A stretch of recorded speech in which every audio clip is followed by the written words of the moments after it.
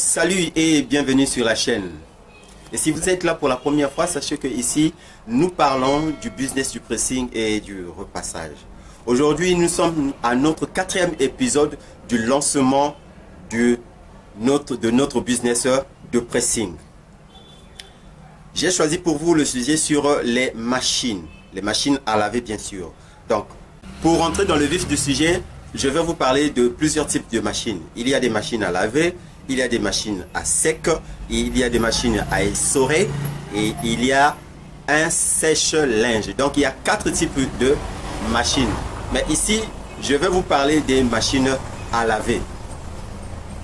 Les machines à laver, il y en a 2 qualités. Il y a des machines électroniques et il y a des machines mécaniques. Les machines électroniques, ce sont des machines qui ont une carte électronique à l'intérieur, comme les cartes que vous voyez dans les télés, les cartes mères, j'espère que vous les connaissez bien. Donc, ce sont des machines électroniques. Les machines mécaniques, ce sont des machines que moi j'utilise personnellement dans tous les pressings que j'ai. J'utilise les machines mécaniques parce que ce sont des machines, lorsqu'ils tombent en panne, j'ai la facilité de changer la pièce et de continuer avec. Et aussi, j'ai une garantie un peu plus élargie, bien que ce soit des machines en occasion. Donc, je peux travailler avec pendant 1 année ou encore pendant 2 ans avant qu'elles ne tombent vraiment en panne. Maintenant, les machines électroniques, je les utilise pas souvent parce que ce sont des machines qui tombent facilement en panne. Lorsque la carte mère tombe en panne, c'est toute la machine qui est perdue. Donc, vous perdez tout, vous ne récupérez rien dans la machine électronique parce que c'est une machine qui a été conçu comme ça. Elle tombe en panne et vous le déposez, vous le laissez pas. Vous ne pouvez plus continuer avec.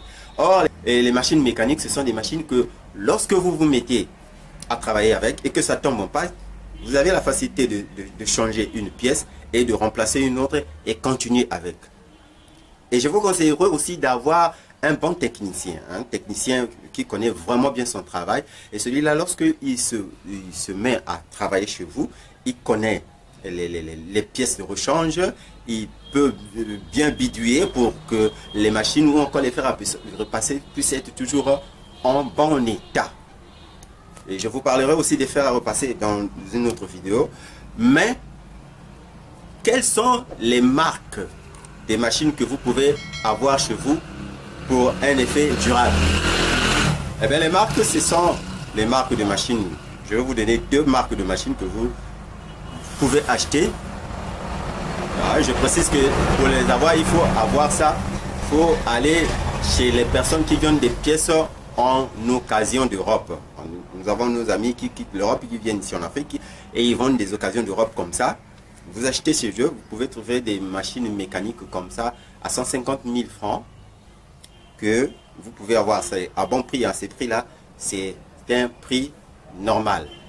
Maintenant, si vous achetez des machines neuves, en tout cas, ça va vous coûter très cher parce que des machines neuves varient de 300 à au-delà. Donc, 300, 400, 500 000, ça dépend du nombre de litres qu'une machine peut concevoir. Oui, parce que les machines, il y en a de 5 litres, de 10 litres, de 15, de 20, de 25, de 30, de 40, voire même de 50 litres. Et quand le prix varie par rapport au nombre de litres que la machine conçoit. Et les marques de machines où je voulais vous conseiller, ce sont les marques comme Océan. Vous pouvez utiliser des marques de machines comme Océan. Ce sont des marques qui sont très dures et très valides, très performantes. Vous avez des marques comme les marques Beko. Ce sont des marques que vous pouvez utiliser lorsque vous vous lancez nouvellement dans ce business là, parce que ce sont des marques de machines où même si elles tombent en panne, vous pouvez toujours changer de pièce, vous pouvez toujours continuer avec pendant au moins 1 année, différemment des machines électroniques. En fait, lorsque ça tombe en panne, vous voyez, avec des problèmes d'électricité et tout autre, ces machines-là peuvent facilement tomber en panne, les machines électroniques. Donc, vous allez être perdant. Voilà ce que j'avais à partager avec vous aujourd'hui pour les machines à laver. J'espère que vous avez aimé la vidéo. Et surtout, tout ce que je vous dis ici, je vous l'avais déjà promis, je dis que je vous le donne gratuitement, vous ne payez absolument rien. Je réponds à toutes vos questions, surtout sur des vidéos, afin que ça profite aussi aux autres. partagez les vidéos. En tout cas, restez connectés. Surtout, on se revoit à très bientôt. D'ici là, portez-vous bien.